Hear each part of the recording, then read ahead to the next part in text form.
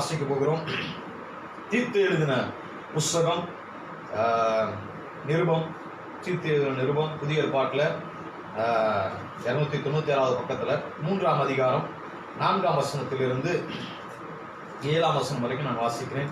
நம்முடைய இரட்சகராகிய தேவனுடைய தயையும் மனுஷர் மேலுள்ள அன்பும் பிரசன்னமான போது நாம் செய்த நீதியின் கிரியைகளின் நிமித்தம் அவர் நம்மை ரட்சியாமல் தமது இரக்கத்தின்படியே மறு ஜென்மம் முழுக்கினாலும் பரிசுத்த ஆவியினுடைய புதிதாக்குதலினாலும் நம்மை ரட்சித்தார்.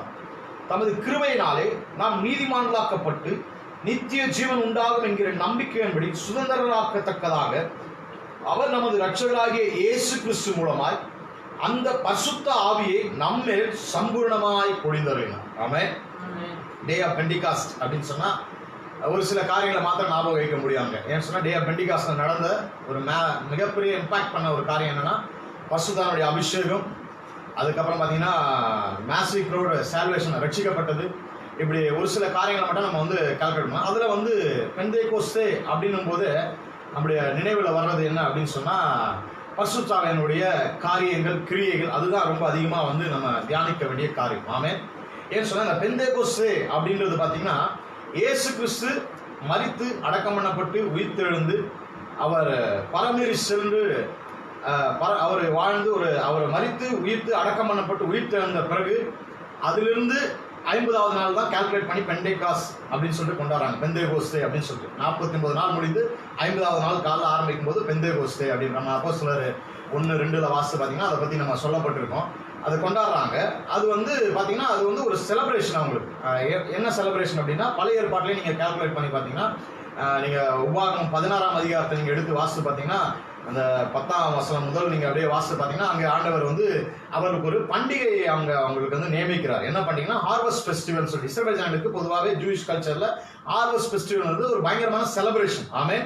அந்த ஹார்வெஸ்ட் ஃபெஸ்டிவல் எப்போ ஆரம்பிக்கும் அப்படின்னு சொன்னால் பாஸ் ஓவர் முடிஞ்சு, ஆமென், பஸ்கா பண்டிகை. பஸ்கா பண்டிகை என்பது எகிப்திலிருந்து புறப்பட்ட நாளிலே அவர்கள் கொண்டாடின பண்டிகை.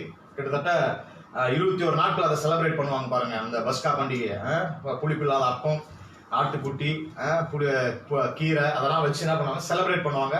அந்த பஸ்கா பண்டிகையை ஆசரிக்கிற அந்த 21 நாள் அதை ஆசரிச்சு அந்த பஸ்கா பண்டிகையின் அந்த துவக்கத்திலிருந்து ஒரு 50வது நாள் தான் வந்து ஹார்வெஸ்ட் ஃபெஸ்டிவல். பைபிள் எல்லாத்துக்குமே உதாரணம் இருக்கு ஹார்வெஸ்ட் ஃபெஸ்டிவல். அதனால நீங்க உபாகம 16ஆம் அதிகாரத்தை நீங்க வாசித்து பார்த்தீங்கன்னா இப்படி போடப்பட்டிருக்கும். உபாகமம் 16:8 வசனம் வாசிக்க, நீ 6 நாளும் புளிப்பில்லாத அப்பம் புசிக்க வேண்டும். 7ஆம் நாள் உன் தேவனாகிய கர்த்தருக்கு ஆசரிக்கப்படும் நாளாயிருக்கும். அதிலே யாதொரு வேலையும் செய்ய வேண்டாம். 7 வாரங்களை எண்ணுவாயாக. அறுப்பு தொடங்கும் காலம் முதல் நீ அந்த 7 வாரங்களையும் எண்ண வேண்டும். 7 49 7 வாரங்கள் பாருங்க. 7 weeks அப்படின்னு சொன்னா 49 days. அவைகள் முடிந்த போது வாரங்களின் பண்டிகையை உன் தேவனாகிய கர்த்தருக்கு என்று ஆசரித்து உன் தேவனாகிய கர்த்தர் உன்னை ஆசீர்வதிக்க தக்கதாய் உன் கைக்கு நேர்ந்த மனப்பூர்வமான காணிக்கை பகுதியை செலுத்தி அப்படின்னு சொல்லிட்டு நிறைய அங்க என்னெல்லாம் கொடுக்கலாம், ஃபர்ஸ்ட் ஃப்ரூட், எதெல்லாம் முதற் பலன் எதெல்லாம் இருக்கோ அதெல்லாம் கொடுக்கணும் அப்படின்னு சொல்லிட்டு அங்க செலிப்ரேட் பண்ண சொல்லி ஆண்டவர் சொல்றார். ஹார்வெஸ்ட் ஃபெஸ்டிவல்ல பாத்தீங்கன்னா நிறைய கஷ்டப்படுறவங்க, ஏழைகள், ஆசாரிங்க இவங்க எல்லாத்தையும் நம்ம சேர்த்துப்பாங்க. சேர்த்துட்டு அதை கொண்டாடி செலிப்ரேட் பண்ணி தேவன் நல்ல விளைச்சலை கொடுத்தாரு, தேவன் நல்ல நமக்கு வந்து அறுவடையை கொடுத்தாரு அப்படின்னு சொல்லிட்டு செலிப்ரேட் பண்ணி தேவனை மகிமைப்படுத்துவாங்க. ஸோ அதனுடைய சீக்வன்ஸ் இதுதான் பார்த்தீங்கன்னா இங்கே ஆண்டவராக இயேசு கிறிஸ்து உயிர் தெழுந்த பின்பு அவர் பரமேறி செல்ற அந்த நாட்கள்லாம் அங்கே முடிந்து ஒரு 50வது நாள், அது உயிர் தெழுந்ததுலேருந்து கனெக்ட் பண்ணி 50வது நாள் பார்த்தீங்கன்னா பெண்டிகாஸ்டல் டே அப்படின்னு அங்கே. அதனால தான் பார்த்தீங்கன்னா நீங்கள் அப்போஸ்தலர் 2ல் வாசிக்கும் போது பல தேசத்திலிருந்து ஜனங்கள் எருசலேமுக்கு வந்திருக்காங்க. அது ஒரு செலிப்ரேஷன் டே நடந்துட்டு இருக்கு, ஹார்வெஸ்ட் ஃபெஸ்டிவல் நடந்துட்டு இருக்கு. ஹார்வெஸ்ட் ஃபெஸ்டிவலுக்கு வந்திருக்க அந்த நேரத்தில் தான் இந்த அந்த பெண்டிகாஸ்ட் அந்த சண்டே வந்து அந்த பெண்டிகாஸ்டல் டே வந்து ஆரம்பிக்குது. அந்த பெந்தேகோஸ்தே நாள் வந்து ஆரம்பிக்குது. அந்த நாளில் வந்து பெரிய விசேஷம் என்ன அப்படின்னு சொன்னா பரிசுத்தாவியானவர் அவங்க எல்லாருமே கொண்டாடிட்டு இருக்காங்க, செலிப்ரேட் பண்ணிருக்காங்க. பல கண்ட்ரீஸ்ல இருந்து வந்திருக்காங்க. பாத்தீங்கன்னா அப்போஸ்தலர் 2ல் நம்ம வாசிக்கிறோம். அப்போஸ்தலர் 2ஆம் அதிகாரத்தில் வாசிக்கும் போது 8ஆம் வசனம், அப்படி இருக்க அம்மில் அவரவர் ஜென்ம பாஷைகள் பேச கேட்கிறோமே, இது எப்படி? பார்த்தரும் மேதரும் எலாமித்தரும் மெசொபொத்தாமியா, யூதேயா, கப்பத்தோக்கியா, பொந்து, ஆசியா, பிரிகியா, பம்பிலியா, எகிப்து என்னும் தேசத்தாரும் சிரேனை பட்டணத்தை சுற்றி இருக்கிற லிபியாவின் திசைகளில் குடியிருக்கிறவர்களும் இங்கே சஞ்சரிக்கிற ரோமாபுரியரும் யூதரும் யூத மார்க்கத்தை அமைந்தவரும் கிரேக்கரும் அரபியருமாகிய நாம் நம்முடைய பாஷையில் தேவனுடைய மகத்துவங்களை பேச கேட்கிறோமே என்றார்கள். எல்லாரும் பிரமித்து சந்தேகப்பட்டு இது என்னமாய் முடியுமோ என்று ஒருவர் சொல்லிக் கொண்டார். பாருங்க, இத்தனை தேசத்து மக்கள் வந்து செலிப்ரேட் பண்றதுக்காக அந்த இடத்துல ஒரு செலிப்ரேஷனுக்குள்ள வந்திருக்காங்க. ஸோ அப்படிப்பட்ட நேரத்தில் தான் பரிசுத்த ஆவியானவர் பலமாய் வெளியரங்கமாய் வெளிப்பட்ட ஒரு நாள் தான் பெந்தேகோஸ்து நாள். ஆமென், ஹல்லேலூயா. நான் விசுவாசிக்கிறேன், this is time for harvest for us. ஆமென், ஹல்லேலூயா. இது நமக்கு ஒரு அறுவடையின் நாள். ஹல்லேலூயா. நம்ம ஆவியானவரை கொண்டாடுகிற இந்த நாளில நமக்கும் ஒரு அறுவடை நியமிக்கப்பட்டிருக்கு. ஆமென். அந்த அறுவடையை நாம் பெற்றுக்கொள்ள வேண்டும் என்று சொன்னால், அந்த அறுவடை என்பது தேவன் நமக்கு கொடுக்கக்கூடிய ஒரு பிரதிபலன், ஒரு பலன். நம்ம விதைச்ச காரியங்களுக்கு தேவன் கொடுக்கக்கூடிய பலன். ஆமென், ஹல்லேலூயா. நிறைய பலன் நமக்கு வரப்போகுது. ஆமென். நிறைய அறுவடை நாம் பெற்றுக்கொள்ள போகிறோம். எதெல்லாம் நம்ம அறுவடை பண்ணணும், அதெல்லாம் நம்ம விதைச்சோமோ அதெல்லாம் அறுவடை பெற்றுக்கொள்ள போகிறோம். ஆமென். ஸோ அப்படிப்பட்ட நாட்களுக்கு கர்த்தர் நம்மை கொண்டு வந்திருக்கிறார். ஹல்லேலூயா. ஸோ இந்த நாட்கள்ல, இந்த அறுவடை சீசன்ல நம்ம என்ன பண்ணணும் அப்படின்னா, ஆவியானவரோட சேர்ந்து கொள்ளும்போது நம்முடைய வாழ்க்கையில அறுவடை மிகுதியா இருக்கும். ஹல்லேலூயா. ஆமென். அதனாலதான் நீங்க பாத்தீங்கன்னா யோவேல்ல வேதத்துல வாசிக்கிறோம், கடைசி நாட்களில், யோவேல் 2ல வாசிக்கும்போது கடைசி நாட்களில் அப்படி இப்படின்னு சொல்லிட்டு அந்த பேசேஜ் ஆரம்பிச்சு அப்படியே வரும்போது, தேசமே பயப்படாதே மகிழ்ந்து களிக்கூறு கர்த்தர் பெரிய காரியங்களை செய்வார் அப்படின்னு சொல்லிட்டு ஆண்டவர் அப்படியே சொல்லிட்டு வரும்போது 23ஆம் வசனம் 24ஆம் வசனத்துல சொல்லுவார், களங்கள் தானியத்தினால் நிரம்பும், திராட்சரசமும் எண்ணெயும் ஆலைகளில் புரண்டோடும். ஸோ ஹார்வெஸ்ட்ல வந்து பயங்கரமான காரியங்கள் நடக்கும் அப்படின்னு சொல்லிட்டு அதெல்லாம் சொல்லிட்டு, கடைசி நாட்களில் மாம்சமான யாவர் மேலே ஆவியை ஊற்றுவேன். அதைத்தான் நீங்க அப்போஸ்தலர் 2ல பாத்தீங்கன்னா பேதுரு கோட் பண்றார். ஆமென். சோ இந்த சம்பவங்கள் எல்லாமே பாத்தீங்கன்னா அப்படியே ஒன்றோடு ஒன்று இணைக்கப்பட்டிருக்குது பாருங்க. அப்படின்னு சொன்னா ஒரு பெரிய அறுவடையை கர்த்தர் இந்த நாட்டில் நமக்கு வச்சிருக்கிறார். ஆமென், ஹல்லேலூயா. அது ஊழியத்தில் இருக்கலாம், பிசினஸ்ல இருக்கலாம், பைனான்சியலா இருக்கலாம், நமக்கு வேண்டிய சுகமா இருக்கலாம், நம்முடைய குடும்ப நன்மைகளா இருக்கலாம், எதுவா இருக்கலாம். ஆனா ஒரு பெரிய அறுவடை உங்களுக்காக எனக்காக காத்திருக்குது. ஆமென், ஹல்லேலூயா. This is time for harvest. ஹல்லேலூயா. நம்ம அறுவடை செய்ய வேண்டிய நாட்கள். ஆமென். எதெல்லாம் நம்ம விதைச்சோமோ, நான் விசுவாசிக்கிறேன், நம்ம எதெல்லாம் விதைச்சோம், சில நேரத்தில் வார்த்தைகளை விதைச்சிருப்போம். ஆமென். நன்மையான வார்த்தைகளை பேசியிருப்போம், விசுவாச வார்த்தைகளை பேசியிருப்போம், விசுவாச வார்த்தைகளை சொல்லி அறிக்கை செய்திருப்போம், ஜெபம் பண்ணியிருப்போம், இதெல்லாம் நடக்கணும் அதெல்லாம் நடக்கணும்னு பேசியிருப்போம். அது எல்லாமே இந்த நாட்டில் நம்ம அறுவடை செய்ய போகிறோம். ஆமென். நாம் தனியாக இல்ல, ஆவியானவரோடு சேர்ந்து அதை என்ன பண்ண போறோம், நம்ம அறுவடை செய்ய போகிறோம். ஹல்லேலூயா. அப்ப இந்த ஆவியானவர் நம்முடைய வாழ்க்கையில் ஒரு முக்கியமான பங்கா இருக்கிறார் பாருங்க. அதனால்தான் தீத்துக்கு எழுதும்போது பவுல் இப்படி எழுதுறார் பாருங்க, அவர் நம்முடைய இரட்சகராகிய தேவனுடைய தயையும் மனுஷன் மேல் அன்பும் பிரசன்னமான போது நாம் செய்த நீதியின் கிரியை நிமித்தம் அவர் நம்மை ரட்சியாமல் தமது இரக்கத்தின்படியே மறுஜென்மம் முழுக்கினாலும் பரிசுத்த ஆவியினுடைய புதிதாக்குதலினாலும் நம்ம என்ன பண்ணலாம், ரட்சித்தார். ஆமென். நம்ம ரட்சிக்கப்படும் போது பரிசுத்தாவினுடைய துணையோடு தான் என்ன பண்றோம், ரட்சிக்கப்படுறோம். ஆமென். பரிசுத்தாவினுடைய ஒரு உணர்வோட, பரிசுத்தாவினுடைய ஒரு கூட இருக்கிற ஒரு அனுபவத்தோட தான் நம்ம ரட்சிப்புக்குள்ளே நடத்தப்படுறோம் பாருங்க. ஆமென், ஹல்லேலூயா.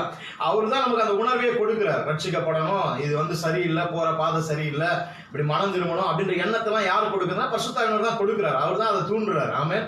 அப்படிப்பட்ட ஒரு புதிதாக்குகிற ஒரு அனுபவத்துக்குள்ள நடத்தி 7ஆம் வசனத்துல வாசிக்கிறோம், அவர் தமது இரட்சகராகிய இயேசு கிறிஸ்து மூலமாய் அந்த பரிசுத்தாவை நம்மேல் சம்பூர்ணமாய் பொழிந்தருளினார். ஆமென். அப்படி நமக்குள்ள வந்து கிரியை செய்து நம்மை ரட்சித்த பரிசுத்தாவியானவர் இப்போ எப்படி இருக்கிறார், சம்பூர்ணமாய் பொழிந்தருளை பண்ணியிருக்கிறார். ஆமென். நம்ம மேல சம்பூர்ணமாய் இருக்கிறார் அப்படின்னு சொன்னா அவர் வந்து சம்பூர்ணத்தின் ஆவியானவர். ஹல்லேலூயா. எல்லாவற்றையும் சம்பூர்ணமாக்குகிறவர். ஆமென். சோ ஆவியானுடைய செயல்கள்ல நிறைய செயல்களை நம்ம வேதத்துல பார்க்க முடியும். நிறைய காரியங்கள் ஆவியானவரை கொண்டு தேவன் செய்கிறார். இந்த ஆவியானவர் வந்து தனியாக செயல்படுறது கிடையாது. ஆமென். பிதா, குமாரன், பரிசுத்தாவியானவர் 3 பேருமே பாத்தீங்கன்னா ஆதி ஆகமத்திலிருந்து வெளிப்படுத்தின வரைக்கும் ஒன்னா தான் டிராவல் பண்றாங்க. சில பேர் இப்படி சொல்லுவாங்க, பழைய ஏற்பாட்டுல வந்து பிதா, புதிய ஏற்பாட்டுல வந்து ஜீசஸ் கிரைஸ்ட், இப்போ நவீன காலத்துல வந்து ஆவியானவர் கிரியை அப்படின்னு சொல்லிட்டு பிரிச்சு. இல்ல அப்படிலாம் கிடையவே கிடையாது. பாருங்க, ஆதி ஆகமத்துல நீங்க வாசித்து பாத்தீங்கன்னா 3 பேரும் சேர்ந்தே தான் இருப்பாங்க. ஆமென். மனுஷனை சிருஷ்டித்த நாள் முதல், வானங்கள் பூமியை சிருஷ்டித்த நாள் முதல் அப்படிதான் சொல்லுவாங்க, நாம் நம்மை போல நமது சாயலிலும் நமது ரூபத்திலும் அப்படின் போது அந்த 3 பேரும் ஒன்னா சேர்ந்து அதை டிஸ்கஸ் பண்ணி அவர்கள் மூவருமா என்ன பண்றாங்க, இணைந்துதான் செயல்பட்டு கொண்டிருக்காங்க எல்லா காலகட்டங்களிலும். அப்போ இந்த நாட்கள்ல பரிசுத்தாவுடைய வெளிப்பாடு பகிரங்கமா இருக்கும். ஆமென். அவருடைய சம்பூர்ணம் பகிரங்கமா இருக்கும், அவருடைய வெளிப்படுதல் பகிரங்கமா இருக்கும். அப்ப பரிசுத்தாவுடைய செயல்பாடுகளை குறித்து நிறைய வேதத்துல இருக்குது. யோவான்ல வந்து பாத்தீங்கன்னா ஆண்டவரே நிறைய இடத்துல இயேசு கிறிஸ்து சொல்லும்போது சொல்றாரு, நான் போய் உங்களுக்கு வேறொரு தேற்றரவாளன் அனுப்புவேன், அவர் வந்து உங்களை சகல என்ன பண்ணுவார், சத்தியத்திற்குள்ள நடத்துவார். யோவான் 16 வாசித்து பார்த்தீங்கன்னா அவர் வந்து பாவத்தை குறித்து உலகத்தை பாவத்தை குறித்தும், ரட்சிக்கப்பட்டவனுக்கு பாவத்தை குறித்து என்ன பண்ண போறது கிடையாது, உணர்த்த போறது கிடையாது. ஏன்னு சொன்னா அவன் பாவத்திலிருந்து விடுதலையாக்கப்பட்டிருக்கான். ஆமென். அப்ப உலகத்தை அப்படின்னு ஒரு வார்த்தை அங்க ஸ்பெசிபிக்கா அங்க போட்டிருக்கோம். 16:8 வாசித்து பார்த்தீங்கன்னா அவர் வந்து உலகத்தை பாவத்தை குறித்தும், அதுக்கப்புறம் வந்து ரட்சிக்கப்பட்ட நமக்கு வந்து நீதியை குறித்தும் நியாய தீர்ப்பை குறித்து என்ன பண்ணுவாராம், கண்டித்து உணர்த்துவார் அப்படின்னு சொல்லிட்டு அப்படியே நீங்க கண்டினியூஸா வாசித்து பாத்தீங்கன்னா மேல 8ஆம் வசனத்துல போடப்பட்டிருக்கும். அவர் சகல சத்தியத்திற்குள்ள உங்களை என்ன பண்ணுவாரு, நடத்துவார் அப்படின்னு போடப்பட்டிருக்கும். அப்ப ஆவியானுடைய பாற்று வந்து நம்முடைய லைஃப்ல ரொம்ப ரொம்ப ரொம்ப ரொம்ப ரொம்ப முக்கியமான பாற்று. ஆமென். பல நேரங்கள் அந்த ஆவியானவருக்கு நம்முடைய வாழ்க்கையில இடம் கொடுக்கறதே கிடையாது. ஆமென். ஆவியானவர் எப்போதுமே நம்மோடு கூட இடைப்பட்டு கொண்டிருக்கிறார். ஆனால் பல நேரங்களில் அதற்கு நம்ம செவிசாய்க்கிறதே கிடையாது. ஆனா நீங்க செவிசாய்ப்பீர்கள் சொன்னா 100% ரிசல்ட் உங்க வாழ்க்கையில பார்க்க முடியும். ஆமென். ஹல்லேலூயா. ஆனா நிறைய நேரத்துல ஆவியானவர் பேசுறாரு இருக்கிறது நம்மளால உணரவே முடியல. பாருங்க, பவுல் இன்னொரு இடத்துல கொரிந்தியர் எழுதும்போது எழுதுறாரு, ஆவியானவர் எங்கேயோ அங்கே விடுதலை உண்டு. அவர் இருக்கிற இடத்துல நிச்சயமா 100% விடுதலை இருக்கும். ஆமென். ஒரு 8-9 வருஷத்துக்கு ஒரு 10 வருஷத்துக்கு முன்னாடி ஒரு பெரிய ஒரு செல்வந்தர் அவங்க வீட்டுல வந்து போன் பண்ணி கூப்பிட்டு ஒரே பிரச்சனை, போராட்டமா இருக்குது, பிசாஸ் போராட்டமா இருக்குது, அப்படி இருக்குது, இதெல்லாம் பயங்கர டல்லா இருக்குது, இதை பத்தி நீங்க என்ன நினைக்கிறீங்க, நீங்க என்ன ஃபீல் பண்றீங்க, நிறைய பேர் வந்து இப்படிலாம் சொல்லிட்டு போறாங்க, இங்க அந்த ஆவி இருக்குது, இது இருக்குது, அது இருக்குது அப்படின்னு சொல்லிட்டு அவங்க பாத்தீங்கன்னா பெரிய ஆட்கள், பயங்கரமா டீச்சிங் எல்லாம் கேட்கறவங்க.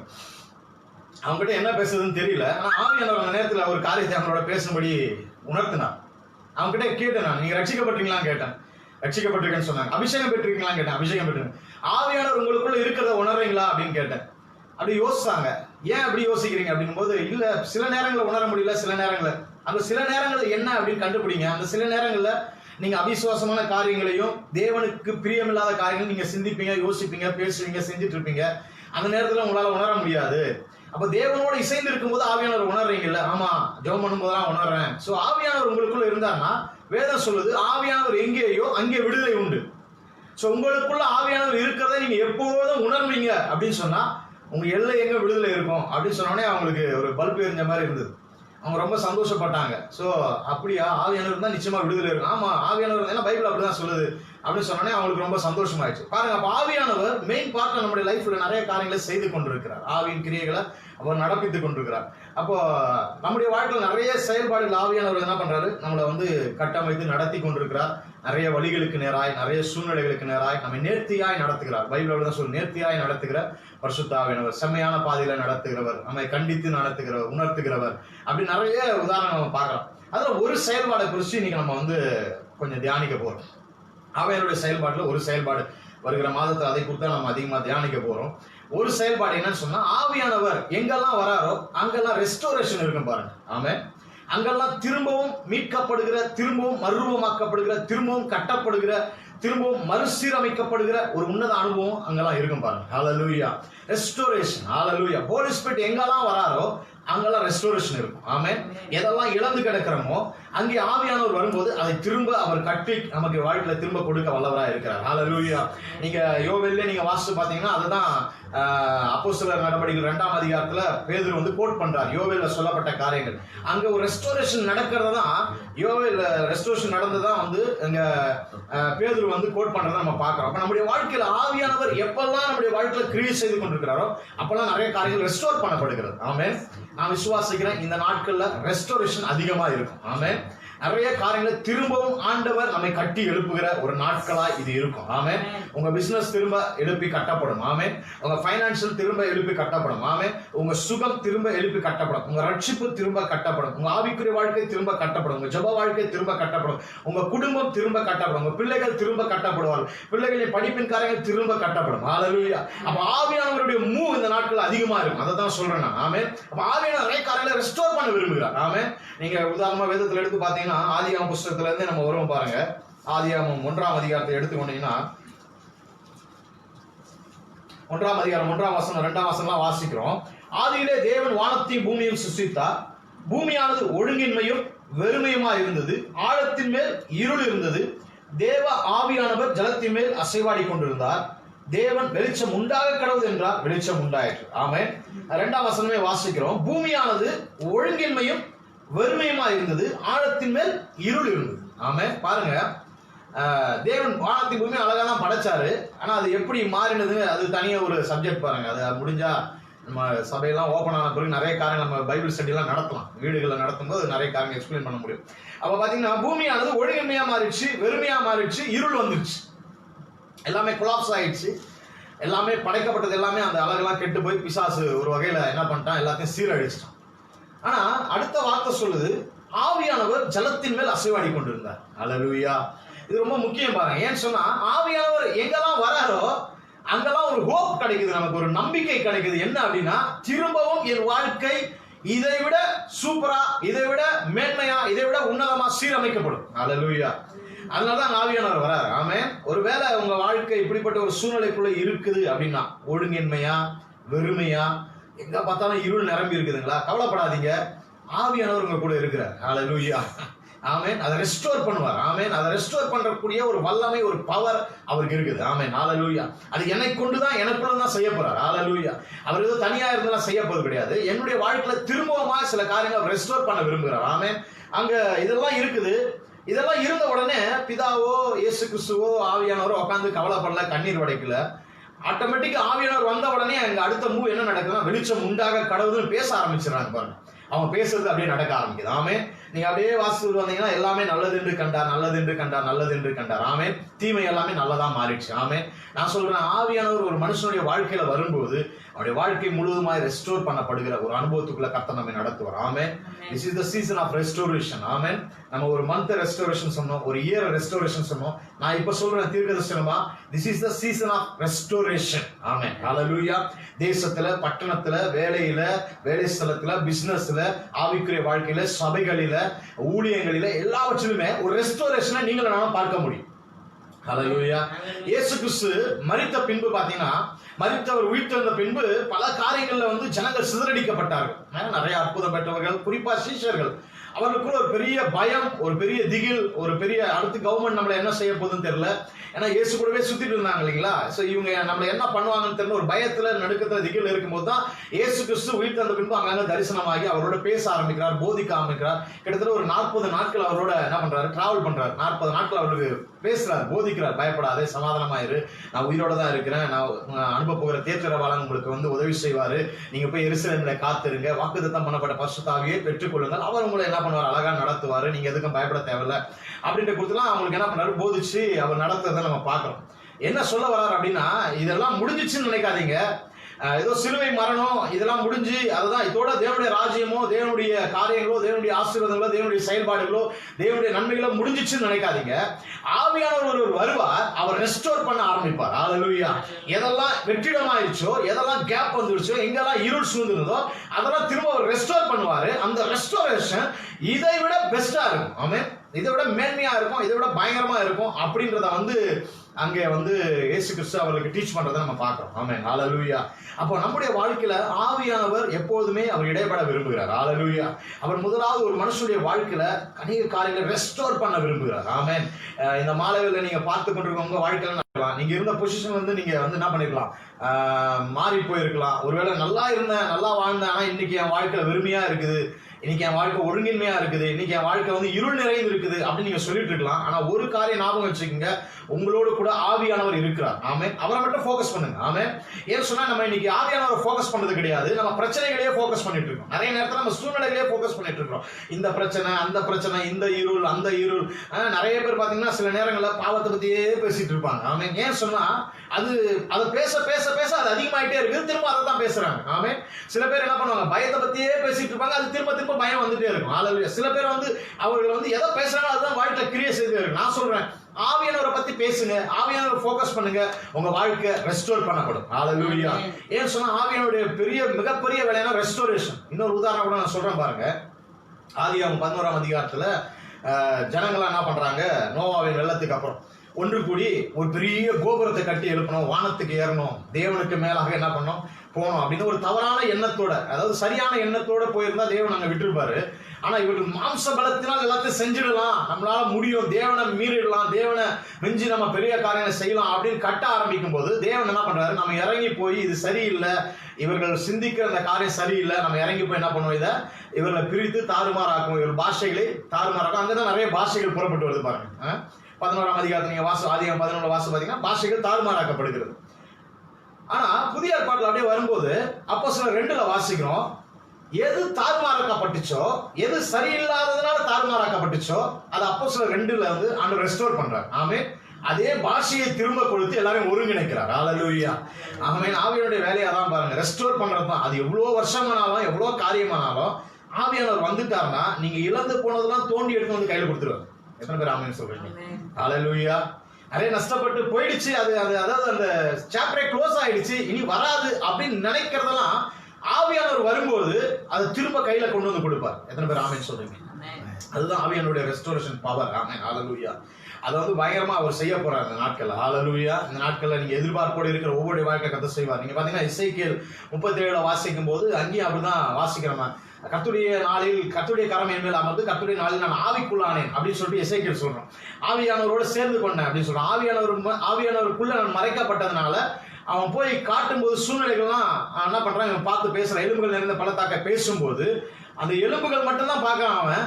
ஆனா இவன் தேவனுடைய வார்த்தையை பிரயோகிச்சு அதை பேச பேச பேச பேச அந்த எலும்புகளுக்கு மேலாக சதை, மாம்சம், ஜீவன், அந்த நரம்பு எல்லாம் வந்து ஜீவன் உண்டாகி பெரிய சேனையா மாறுது. ஆமென். ஒரு பெரிய ரெஸ்டோரேஷன் நடக்குது பாருங்க. ஹல்லேலூயா. பெரிய மறுசீரமைப்பு. ஆமென்.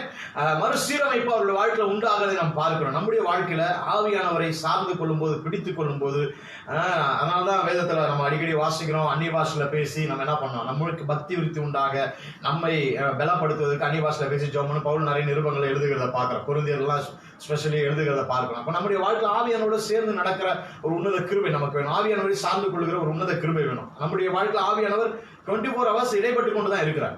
ஆமே. நம்மளை லீட் பண்றது அவர் தான், நம்மளை நடத்துறது அவர் தான், நம்மளோட பேசுறது அவர் தான், நம்மளை வந்து பேச வைக்கிறது அவர் தான், எல்லாமே அவர் தான் செஞ்சுட்டு இருக்காரு பாருங்க. ஆமே. அப்ப அந்த ஆவியின் நடத்துதல் எனக்கு இருக்கும்போது என்னுடைய வாழ்க்கை செழிப்பானதா இருக்கும். ஹல்லேலூயா. இன்னொரு அதிகாரம் நீங்க வாசித்து பாத்தீங்கன்னா ஏசாயா எழுதின புஸ்தகத்துல 32ஆம் அதிகாரம் நினைக்கிறேன். ஏசாயா 32ல இப்படி வாசிக்கிறோம்.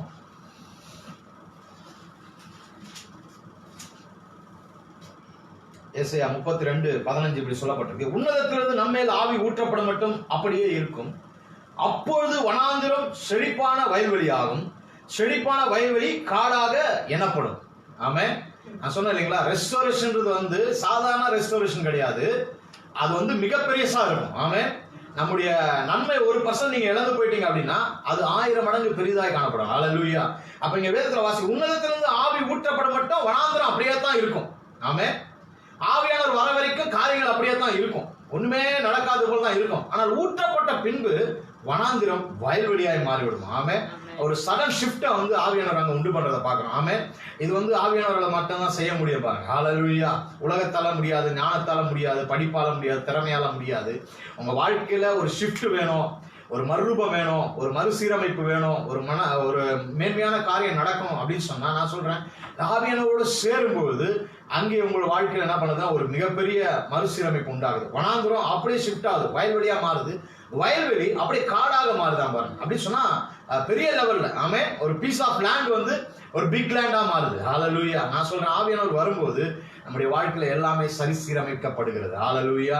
எல்லா எல்லைகளிலுமே ஒரு மறுசீரமைப்பு உண்டாகுது. ஆமே. என்னுடைய எல்லா பகுதிகளிலுமே ஒரு மறுசீரமைப்பு உண்டாகதை பார்க்கிறோம். அப்ப ஆவியானவர் ஊற்றப்பட மட்டும் அப்படியே இருக்கும், ஊற்றப்பட்ட பின்பு வனாந்திரம் என்ன பண்ணிச்சுன்னா வயல்வெளியா மாறினது அப்படின்னு சொல்லிட்டு நம்ம பார்க்கிறோம். அப்ப நம்முடைய வாழ்க்கையில ஆவியானவர் எப்பெல்லாம் ஊற்றப்படுகிறாரோ அப்பெல்லாம் என்னுடைய வனாந்தரமான எங்கெல்லாம் வனாந்தரம் இருக்குது, எங்கெல்லாம் வனாந்தரத்தின் அனுபவங்கள் இருக்குதோ அதெல்லாம் ஆட்டோமேட்டிக்கா மாற ஆரம்பிச்சோம். ஆமே. நம்ம வனாந்தரத்தை பத்தியே பேச வேணாம். ஹல்லேலூயா. அவன் ஆவியானவரை பத்தி பேச ஆரம்பிங்க, அவரு கூட இருக்கிறத உணர ஆரம்பிங்க, அவரோட பழக ஆரம்பிங்க, அவரோட நடக்க ஆரம்பிங்க, அவருடைய சத்தத்தை கேட்க ஆரம்பிங்க. நான் சொல்றேன், உங்க வாழ்க்கை ஆட்டோமேட்டிக்கி வயல்வெளியாய் மாறும், அந்த வயல்வெளி காடாக மாறும். ஆமே. அது அப்படின்னு சொன்னா அது இன்க்ரீஸ் ஆகிட்டே இருக்குது. ஆமே. ஆவியானவர் ஒரு கிரியையை நடப்பிக்க ஆரம்பிச்சார் என் வாழ்க்கையில் அப்படின்னா அந்த கிரியையோட நிப்பாட்ட மாட்டார் பாருங்க, அதை இன்க்ரீஸ் பண்றார். ஆமென். அதை பெருக செய்கிறார். ஹல்லேலூயா. அப்ப என் வாழ்க்கையில ஆவியானவரோட சேர ஆரம்பிக்கும் போது வாழ்க்கையில பெருக்கம் அதிகமாய் கொண்டே இருக்கு. எத்தனை பேர் ஆமென் சொல்றீங்க? ஹல்லேலூயா. அந்த பெருக்கத்துக்கு நேராக ஆவியானவரை நடத்தி கொண்டே இருக்கிறார். அதுக்குரிய வழிகளை கொடுக்கிறார், அதுக்குரிய பாதைகளை திறந்து கொடுக்கிறார், அதுக்குரிய சொல்யூஷனை கொடுக்கிறார், அதுக்குரிய ப்ரொசீஜர்ஸ் எல்லாம் எனக்கு கற்றுத்தராரு, அதுக்குரிய காரியங்கள் எல்லாவற்றையுமே எனக்கு ப்ளூ பிரிண்ட் மாதிரி கையில கொடுக்கிறார் பாருங்க. ஆமென். இன்னைக்கு நிறைய சக்சஸ்ஃபுல் பிசினஸ் மேன்லாம் பாத்தீங்கன்னா கிறிஸ்துவை அறிந்து கொண்ட சக்சஸ்ஃபுல் பிசினஸ்மேன்லாம் ஆவியானவருடைய சத்தத்தை கேட்டு அதன்படி இன்வெஸ்ட் பண்றவங்க. ஆமே. வேர்ல்டு லெவல்ல நிறைய பேரை சொல்ல முடியும். நிறைய பேர் கிரகாம் குக் அப்படின்னு சொல்லி பெரிய businessman is a prophet also. அவர் வந்து ஒரு தீர்க்கதரிசி, அதே நேரத்தில் ஒரு பிசினஸ் மேன். அவர்லாம் பார்த்தீங்கன்னா அவருடைய சாட்சிகளை சொல்லும்போது ஆச்சரியமா இருக்கும். என்ன பண்ணுவார்னா, அவர் வந்து காலையில் போய் ஆஃபீஸில் உட்காரலாம். ஆவியானவரே இன்னைக்கு எந்த கம்பெனியில் நான் ஆர்டர் எடுக்கணும், எந்த கம்பெனியோட நான் பேசணும் அப்படின்போது ஆவியானவர் ஃபோன் நம்பர் கொடுப்பார். அந்த ஃபோன் நம்பர்லாம் இதெல்லாம் பயங்கர சூப்பர் நேச்சுரலாக இருக்கு பாருங்க. ஃபோன் நம்பர் எழுதி வச்சுட்டு அந்த கம்பெனிக்கு கால் பண்ணி டீல் பேசுவாராம். பார்த்தா அதுக்கு செட் ஆகிடுமா, அந்த கம்பெனியில் பெரிய ஓப்பன் கிடைக்கும். ஹல்லேலூயா. இப்படி தான் என் பிஸ்னஸ் போயிட்டு இருக்குது அப்படின்னு சொல்லிட்டு அவர் சொல்றதை பார்க்குறேன்.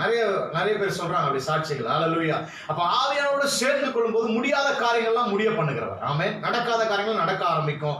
செய்ய முடியாத காரியங்கள்லாம் நீங்க இயற்கைக்கு அப்பாற்பட்ட விதத்தில் செயல்பட ஆரம்பிப்பீங்க. ஆமென். நம்முடைய பிசினஸ் எப்பவுமே வந்து சூப்பர் நேச்சுரலா இருக்கும். அதுதான் என்னுடைய ஆசை. ஆமென். அது நம்முடைய ஆசை. ஹல்லேலூயா. அது ஆவியானுடைய ஆசை. அப்போ எப்பவுமே நம்ம ஒரு காரியத்தை செய்யணும் அப்படின்னா சாதாரணமா எல்லாரும் செய்யற மாதிரி செய்யக்கூடாது. நம்முடைய திங்கிங், நம்முடைய பேட்டர்ன் எல்லாமே மாறிடும். ஆமென். சூப்பர் நேச்சுரலா இருக்கணும் அப்படின்னா ஆவியானோட சேர்ந்து கொள்ளணும். ஹல்லேலூயா. அப்படி சேரும்போது நம்முடைய வாழ்க்கையின் சூழ்நிலைகள் எல்லாமே என்ன பண்ணுது, ஆட்டோமேட்டிக்கி மாற ஆரம்பிக்குது. ஹல்லேலூயா. அதனால தான் நீங்க ரோமர் 8 வாசித்து பார்த்தீங்கன்னா பவுல் இப்படி எழுதும்போது எழுதுறாரு, ஆனபடியா கிறிஸ்து இயேசுவுக்கு உட்பட்டவர்களா இருந்து மாம்சத்தின்படி நடவாமல் ஆவியின்படி நடக்கிற நமக்கு என்ன பண்ணல, ஆவியின் தீர்ப்பு, ஆக்கினை தீர்ப்பு இல்லை. ஹல்லேலூயா. அப்ப நிறைய காரியங்கள், ரெண்டு விதமான ஆவி. ஒண்ணு நமக்குள்ள இருக்கிற ஆவியை குறித்து பேசப்பட்டிருக்கு, இன்னொன்னு வந்து பரிசுத்தாவியை குறித்து சொல்லப்பட்டிருக்குது. 9ஆம் வசனத்துல வாசிக்கிறோம், தேவனுடைய ஆவி உங்களில் வாசமா இருந்தால் நீங்கள் மாம்சத்துக்கு உட்பட்டவர்களா இராமல் ஆவிக்குட்பட்டவர்களா இருப்பீர்கள். கிறிஸ்துவின் ஆவி இல்லாதவன் அவருடையவன் அல்ல. 10ஆம் வசனம் வாசிக்கிறோம், மேல கிறிஸ்து உங்களில் இருந்தால் சரீரமானது பாவத்திற்கும் மரித்ததாயும் ஆவியான நீதி நிமித்தம் ஜீவனுள்ளதா இருக்கும். 11ஆம் வசனம், அன்றியும் இயேசுவை மரித்தோரிலிருந்து எழுப்பினுடைய ஆவி உங்களில் வாசமாய் இருந்தால் கிறிஸ்துவை மரித்தோரிலிருந்து எழுப்பினவர் உங்களில் வாசமாய் இருக்கிற தம்முடைய ஆவியினாலே சாவுக்கு எதுவான சரீரங்களை உயிர்ப்பிப்பார். ஆமென். பாருங்க, பைனான்சியலா மாத்திரமல்ல, சரீரத்திலும் ஒரு பெரிய ரெஸ்டோரேஷன், ஒரு உயிர் மீட்சி உண்டாகணும் அப்படின்னா இந்த ஆவியான உள்ளுக்குள்ள இருக்கிறத நம்ம உணர வேண்டும். ஆமென். அததான் பவுல் தெளிவா எழுதுறாரு. 11ஆம் வசனம், 9ஆம் வசனம், 11ஆம் வசனம் வாசிக்கிற மறுபடியும், தேவனுடைய ஆவி உங்களில் வாசமா இருந்தால் நீங்கள் என்ன பண்ண மாட்டீங்க, மாம்சத்துக்கு உட்பட்டவர்களாய் சிந்திக்க மாட்டீங்க, மாம்சத்துக்கு உட்பட்டவர்களாய் பேச மாட்டீங்க. அதாவது மாம்சத்துக்கு உட்பட்டவர்களா உலகம் பேசுற மாதிரி, உலகம் பார்க்கிற மாதிரி, உலகம் சிந்திக்கிற மாதிரி, உலகம் யோசிக்கிற மாதிரி, உலகத்தின் காரியங்கள், உலகத்தின் வழிபாடுகளை பத்தி எனக்கு எண்ணமே வராது பாருங்க. ஆமே. ஏன்னா ஆவியானுடைய எண்ணங்களுக்கும் வழிநடத்தலுக்கும் உலகத்தின் எண்ணங்களுக்கும் வழிநடத்தலுக்கும் வேறுபாடு இருக்குது. ஆமே. எத்தனை பேர் ஆமென் சொல்றீங்க? ரெண்டுமே ஒத்து போகாது பாருங்க. ஆமே. ரெண்டு பேரும் ஆப்போசிட்டா நிற்கும். இப்போ ஒரு டாக்டர் கிட்ட போறீங்க, உடம்பு சரியில்லைன்னு, டாக்டர் சொல்றாரு இமிடியேட்டா ஆபரேஷன் பண்ணணும் அப்படின்னு. அதே நீங்க ஒரிஜினல் டாக்டர் ஆகிய இயேசு கிறிஸ்து பைபிள்ல வரீங்க, ஆவியானுடைய உதவியோட பைபிளை வந்து வாசிக்க ஆரம்பிங்க. ஆவியானவர் சொல்றாரு தழும்புகளால் குணமானீர்கள் சொல்றாரு. டாக்டர் சொல்றாரு இமிடியேட்டா ஆபரேஷன் பண்ணுன்றாரு. ஆனா வேதம் சொல்லுது தழும்புகளால் குணமானீர்கள் சொல்றாரு. நான் என்ன சொல்றேன், அவர் சொன்னதும் நடக்கும், ஆனா இவர் சொன்னதும் நடக்கும். ஆமென். ஹல்லேலூயா. அவர் சொன்னதை நம்ம நம்பும் போது அது அப்படியே நடக்குது, இவர் சொல்றதை நம்பும் போது இது எப்படி நடக்குது. ஹல்லேலூயா. ஆனா அதை விட இது பெஸ்டானது. ஹல்லேலூயா. எத்தனை பேர் ஆமென் சொல்றீங்க? ஏன்னா அதுல வந்து நிறைய நம்ம இழக்க வேண்டியதா இருக்குது பாருங்க. நிறைய நேரங்கள், பணங்கள், நிறைய காரியங்கள் இழக்க வேண்டியது. ஆனா இது அப்படி இல்ல, இருக்கிறத ஆண்டவர் ரெஸ்டோர் பண்றாரு. ஹல்லேலூயா. திரும்பவும் புதிதாக கொடுக்கிறார். ஆமென். புதிய அவயங்கள், புதிய உறுப்புகள். அதுதான் 11ஆம் வசனத்துல வாசிக்கும் பவுல் சொல்றாரு, இயேசுவை மரித்தோரிலிருந்து எழுப்பினுடைய ஆவி உங்களில் வாசமா இருந்தால் கிறிஸ்துவை மரித்தோரிலிருந்து எழுப்பினவர் உங்களில் வாசமா இருக்கிற தம்முடைய ஆவியினாலே சாவுக்கு எதிரான உங்கள் சரீரங்களை என்ன பண்ணுவார், உயிர்ப்பிப்பார். அப்ப சரீரத்துல ஒரு மிகப்பெரிய கிரியைகளை ஆவியானவர் நடப்பித்துக் கொண்டிருக்கிறார். உணரணும். ஆமென். என் சரீரங்களை உயிர்ப்பிக்கக்கூடிய ஆவியானவர் எனக்குள்ளதான் வாசமா இருக்கிறாரு. என் சரீரத்தை உயிர்ப்பிப்பாரு, அவயங்கள் உயிர்ப்பிக்கப்படும், வியாதி இல்லாத சரீரமா மாறும், நோய் இல்லாத சரீரமா மாறும், குறைவில்லாத சரீரமா மாறும். இன்னைக்கு கூட மதியம் பாஸ்டர் பெஞ்சமின் அவங்க கூட பேசிட்டு இருக்கும்போது சொன்னாங்க, நம்ம வந்து நம்முடைய வயோதிகத்தை பத்தி என்ன பண்ணக்கூடாது, திங்க் பண்ணக்கூடாது. ஏன்னா நமக்கு வயசு, ஆனா ஒவ்வொரு பேர்டேவும் வரும்போது என்ன ஆயிடுச்சுன்னா வயசு ஏறிட்டே இருக்குன்னு. ஆனா பிப்ளிக்கெல்லாம் நம்ம பார்க்கும்போது பாத்தீங்கன்னா சொன்ன மாதிரியே உன் வயது திரும்ப கழுகுக்கு சமமா உன் வயது திரும்ப வாழ வயது ஆகுது. நம்ம ஒவ்வொரு பர்த்டே செலிப்ரேட் பண்ணும்போது எப்படி செலிப்ரேட் பண்ணா, ரிவர்ஸ்ல செலிப்ரேட் பண்ணணும். ஆமென். ஹல்லேலூயா. நம்ம வந்து வயசு ஆயிடுச்சு, நம்ம என்ன பண்றோம், 40 ஆயிடுச்சா, 50 ஆயிடுச்சா, 60 ஆயிடுச்சா, அப்படி செலிப்ரேட் இல்ல. அந்த நம்பர்ஸ் தான் கூடுதே தவிர என்னுடைய பலனோ ஆரோக்கியமா என்ன பண்ணல, அது கூடல, அது வயசாகல, அது இன்னும் அப்படியே தான் இருக்குது. ஆமென். அதனாலதான் ஏசாயால வாசிக்கும் போது 100 வயது சென்று மரிக்கிற கிழவனும் வாலிபன் என்று எண்ணப்படுவான். ப்ரொஃபெட்டிக்கலா பேசுறாரு பாருங்க. ஆமென். ஹல்லேலூயா. அப்போ வந்து நம்ம வந்து அதை அடிக்கடி என்ன பண்ணணும், நம்ம சரீரத்துல ஒரு பெரிய உயிர் மீட்சியை ஆவியானவர் செய்ய விரும்புகிறார். இந்த நாட்கள்ல அப்படிதான் பாத்தீங்கன்னா சீக்கிரத்துல அப்படிலாம் நம்ம எல்லாருமே வந்து பயங்கர எப்பவும் என்றும் இளமையா இருப்போம். ஆமென். எவர் கிரீனா இருப்போம். ஆமென்.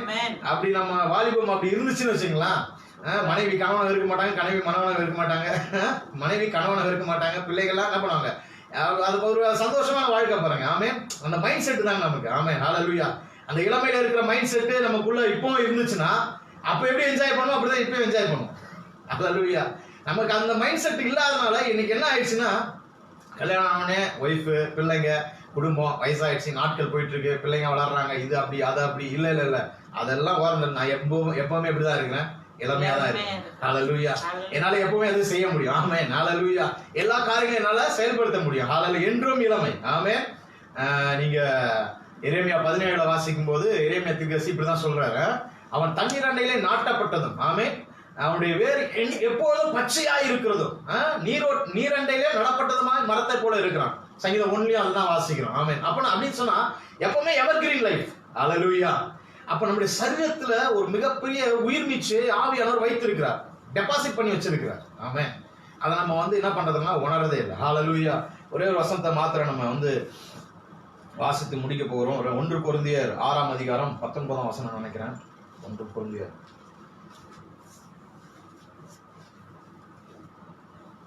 2 கொரிந்தியர் 1ஆம் அதிகாரம் 22ஆம் வசனம். அவர் நம்மை முத்திரித்து நம்முடைய இருதயங்களில் ஆவி என்னும் அச்சாரத்தை கொடுத்திருக்கிறார். ஆமென்.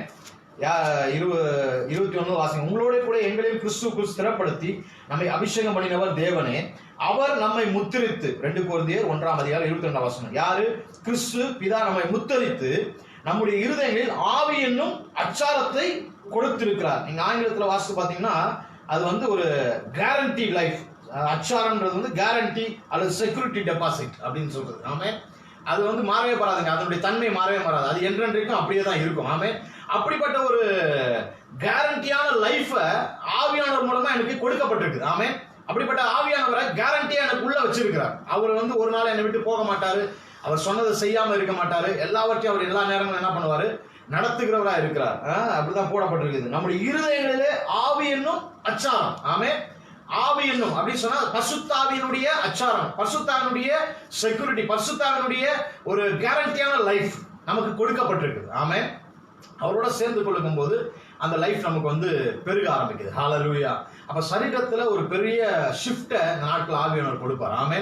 உங்க முகத்தை பார்த்தாலே தெரியும் நீங்க தேவனோட நடக்கிறவர்கள். ஹல்லேலூயா. தேவ பிரசன்னம் வெளிப்படையாய் வெளிப்படுகிற நாட்கள். ஏன்னு சொன்னா அப்போஸ்தலர் 2ல நம்ம அப்படிதான் வாசிக்கிறோம். அவர்கள் எல்லாரும் பரிசுத்தாவியினால நிரப்பப்பட்டு அவர்கள் அக்னிமயமான நாவுகள் புரிந்திருக்கிறது போல அவர்கள் நாவுகள் காணப்பட்டு பலத்த சத்தம் உண்டாச்சு. அவங்களுடைய முகம் எல்லாமே மாறிடுச்சு பாருங்க. பேதுரு 11 பேரோட எழுந்து நின்று பிரசங்கம் பண்ணும்போது அவன் முகத்தை பார்க்கும் போதே எல்லாருக்குள்ளேயும் என்ன பண்ணுது, அந்த பிரசனம் வெளிப்பட ஆரம்பிக்குது. ஹல்லேலூயா. அதே போல அதை காட்டிலும் மேன்மையான ஒரு நாளாய் கர்த்தர் நாட்களை நமக்குள்ள நியமிக்கிறார். ஹல்லேலூயா. நம்ம எழும்பி பேச ஆரம்பிக்கும் போது, நம்ம பிரசங்கம் பண்ண ஆரம்பிக்கும் போது, ஜெபம் பண்ண ஆரம்பிக்கும் போது நம்முடைய சரீரங்கள் மாத்திரமல்ல, நம்முடைய பிரசங்கத்தை கேட்கிற, நம்முடைய வார்த்தையை கேட்கிற ஒவ்வொருடைய சரீர அவயங்களிலும் அநேக இடங்களில் உயிர் மீட்சி உண்டாகும். ஹல்லேலூயா. என்ன பேர் ஆமென் சொல்றீங்க? ஹல்லேலூயா. அப்போ கிறிஸ்துவை உயிரோடு எழுப்பின ஆவி, ஆமே, எனக்குள்ள வாசமா இருக்கு. அப்படின்னால சாவுக்கு ஏதுவான சரீரமா இருந்துச்சு, ஆனா இந்த சரீரத்துக்குள்ள ஆவி என்னும் அச்சாரம் இருக்கிறபடினால, ஆவியானவர் வாசம் பண்ணுகிறபடினால, ஆவியானவர் அவர் நிரந்தரமாய் தங்கி இருக்கிறபடினால, ஆவியானவர் உத்தரவாதம் உள்ள ஒரு நபராய் எனக்குள்ள இருக்கிறபடினால சாவுக்கு எதுவான சரீரங்களை அவர் உயிர்ப்பிக்க வல்லவராய் இருக்கிறார். ஹல்லேலூயா. சொல்லணும், ஒவ்வொரு நாளும் என் சரீரத்தை பார்த்து சொல்லணும், இந்த சரீரத்துக்கு சாவு கிடையாது. ஆமே.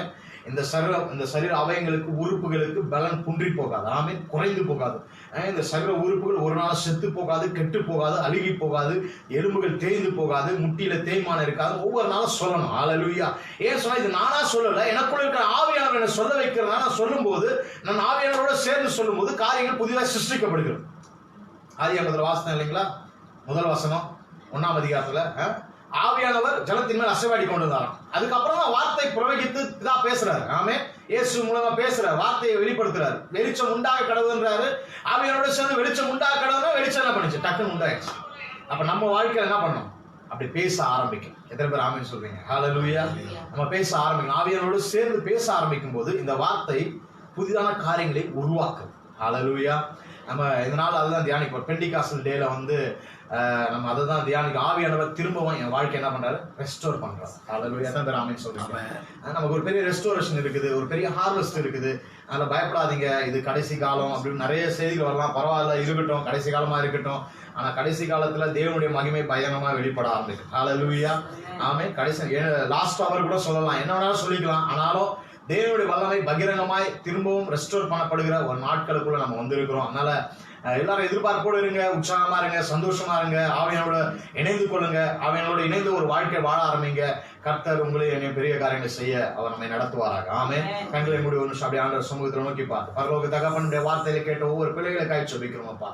ஆண்டவரே, இந்த மாலை வேளையில நேரங்களை ஒதுக்கி ஆண்டவருடைய சமூகத்தில் ஆண்டவருடைய வார்த்தைக்கு நேராக எங்கள் செவிகளை சாய்த்திருக்கிறோம். ஆவியானவருடைய கிரியை எவ்வளவு பெரியதா இருக்கிறது. நிறைய காரியங்கள் நீங்க ரெஸ்டோர் பண்ணுகிறவர் நாங்கள் வேதத்துல வாசம் இன்னும் நிறைய பேசிட்டே இருக்கலாம், சொல்ல போனா அப்படிப்பட்ட காரியங்கள் எங்கள் வாழ்க்கையில் நீங்க செய்திருக்கிறீங்க. எல்லாவற்றுக்கு மேல எங்களுக்குள்ள ஆவி என்னும் அச்சாரத்தை நீங்க முத்திரையாய் கொடுத்திருக்கிறீங்களாப்பா. ஆவி என்னும் அச்சாரமாய் எங்களுக்குள்ள என்றென்றைக்கும் தங்கி இருக்கு, நிரந்தரமாய் தங்கி இருக்கிறீங்களாப்பா. ஆண்டவரே, பல நேரங்களில் நாங்கள் உங்களை விட்டு மறந்து போனாலும், உங்க வார்த்தைக்கு செவி கொடுக்காமல் போனாலும், நீங்க தொடர்ந்து எங்களோட கூட தான் வரீங்க. எங்களை மறுபடியும் உமக்கு நேராய் நடத்த முடியாது, உங்களுடைய சத்தியத்திற்குள்ள நடத்த முடியாது, நீதிக்கு நேராய் நடத்த முடியாது. எங்களை நீங்க ஆண்டவரே இடைப்பட்டு கொண்டிருக்க நமக்கு நன்றி செலுத்துறோம். அதற்கு நேரம் எங்களை திருப்பி கொண்டிருக்க நமக்கு நன்றி செலுத்துகிறோம். இதனால நீங்க எங்களோட கூட இருக்கிறதை உணர்ந்து ஒவ்வொரு நாளும் நாங்கள் செயல்பட்டு எங்கள் வாழ்க்கையில இழந்து போன எல்லாவற்றையும் நாங்கள் திரும்பவும் பெற்றுக்கொண்டு நாங்கள் ஆசீர்வதிக்கப்பட எங்க வாழ்க்கை நீங்க நடத்த முடியாது நாங்கள் செபிக்கிறோம். எங்களை அர்ப்பணிக்கிறோம் ராஜா. எங்கள் ஆவி, ஆத்மா, சரம், சிந்தை, எண்ணம், உணர்ச்சி, நினைவுகள் எல்லாவற்றையும் கரங்களை கொடுக்கிறோம். எல்லாமே ஆவியானவருக்கு நேராய் திருப்பப்படுகிற ஒரு உன்னத அனுபவத்துக்குள்ள நடத்தப்பட்ட தகப்பனே, அன்றைக்கு மேல் விட்டு அறையில் அன்று வாக்குத்தத்தமானப்பட்ட பரிசுத்தவான்களை பெற்றுக்கொள்ள முடியாது காத்திருந்த போது அன்றைய அங்கே பரிசுத்தவான்கள் வந்து பெரிய பலத்த காரியங்களை செய்தார் வேதத்துல வாசிக்கிறோமே. இன்றைக்கு எங்களுக்குள்ளவே ஏற்கனவே நீங்க கொடுத்திருக்கிறீங்களப்பா. எங்களுக்குள்ள இருக்கிற ஆவியானவரை நாங்கள் இன்னும் மகிமைப்படுத்தி அவரை குறித்து அறிந்து கொள்ள, அவரோட பழகி பேசி நடந்து அவர் இன்னும் பலத்த காரியங்களை இந்த பூமியில செய்து சாதிக்க தேவன் எங்களுக்கு உதவி செய்கிறார். புதிய வாசல்களை எங்களுக்கு நேராய் கர்த்தர் திறக்க முடியாது நாங்கள் சொல்லிக்கிறோம். அடைக்கப்பட்ட கதவுகள்லாம் திறக்கட்டும் தகப்பன். புதிய பாதைகளுக்குள்ள கர்த்தர் நடத்துங்க, புதிய பாதைகளுக்குள்ள நடத்துங்க ராஜா. அநேகருடைய வாழ்க்கையில இழந்து போன எல்லாத்தையும் திரும்ப ரெஸ்டோர் பண்ணுங்க ஆண்டவர், ரெஸ்டோர் பண்ணுங்க ஆண்டவர். எல்லாம் இயேசுவின் நாமத்தில் ரெஸ்டோர் பண்ணப்பட்டோம் என்று கட்டளை கொடுங்க. ஆவியானவரே, உம்முடைய ஆண்டவரேப்பா ஆண்டவரே உதவியோட ஒவ்வொரு காரியங்களும், ஒவ்வொரு மனுஷனுடைய வாழ்க்கையிலும், ஒவ்வொரு குடும்பத்திலும் ரெஸ்டோரேஷன் நடக்கட்டும் என்று கட்டளை கொடுக்கிறதா.